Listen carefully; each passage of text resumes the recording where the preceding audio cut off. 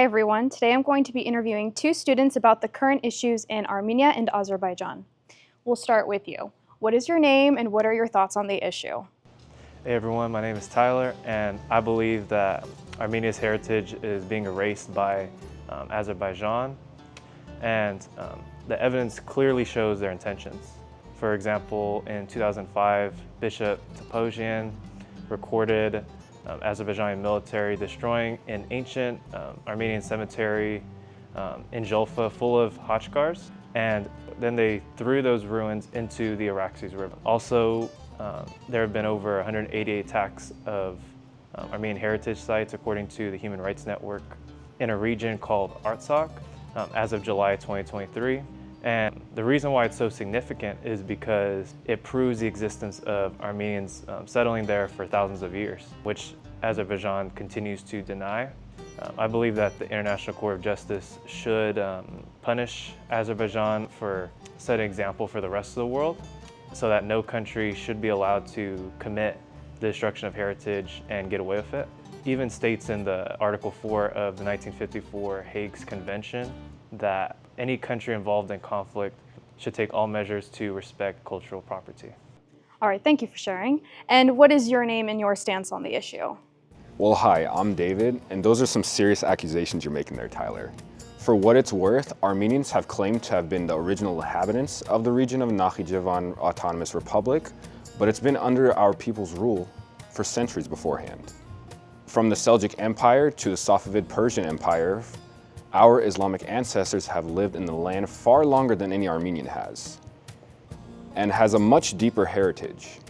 In fact, archaeological findings and written records show a Turkic and Azerbaijani presence in the regions. When we take a look at various regions like Nagorno-Karabakh, Aghdama, Gulbadam, Fizuli, the UN resolutions confirmed that Azerbaijani territories were occupied for about 30 years by Armenian invaders who wiped out all human inhabited places in the region and conducted vandalism during the process. It's disturbing to see Armenians create this new global manipulation campaign when really they are the true threats. For example, when Armenians had rule over Nagorno-Karabakh, they destroyed 63 out of 67 mosques in the region and claimed to have done nothing wrong. The heritage at risk is Azerbaijan's, and it is Armenians who the International Court of Justice should be looking into. In fact, a famous French historian named Jean-Paul Roux wrote The History of the Turks, 2,000 years from the Pacific to the Mediterranean. This book shows the place Turkic people have had in human history and their influences of culture and heritage throughout the regions. Armenians' claims seem even weaker with this perspective. Well, thank you for that, David. Now that we have heard both sides, we're curious to know, is there any kind of resolution upon the horizon for this? As we look at both sides of the issue, one thing is clear, and that is the question of heritage. Heritage can be numerous things. It can be tangible, it can be tangible. It can be anything from Khachkars to cultural processes. It can embody many different things. The recent conflicts between Armenia and Azerbaijan show that the heritage for each could not possibly coexist together. In a contested area, that is.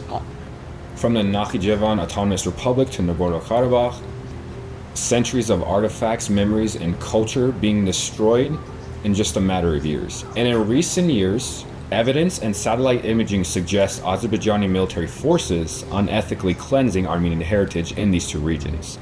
As Tyler mentioned beforehand, one example was the destruction of Khachkars. The destruction of these artifacts raises two big questions: why and for what? To clean an area of any sort of trace for Armenians may suggest Azerbaijan doesn't want Armenian history in the land. And for what? To show that there weren't any Armenians there to begin with? Why would they be so inclined to clean out a region that has years of clearly established heritage? Azerbaijan has made such claims that churches in the region being destroyed or repurposed were Albanian, when in fact, archaeologically speaking, the evidence points directly to Armenians. Azerbaijan makes some compelling points, but it is all interlaced with propaganda that has further divided the two countries. Resolution is very possible, but there must be a side who takes accountability. And in this point of time, that is Azerbaijan. Without accountability, destruction of heritage and future wars are only inevitable. Thank you.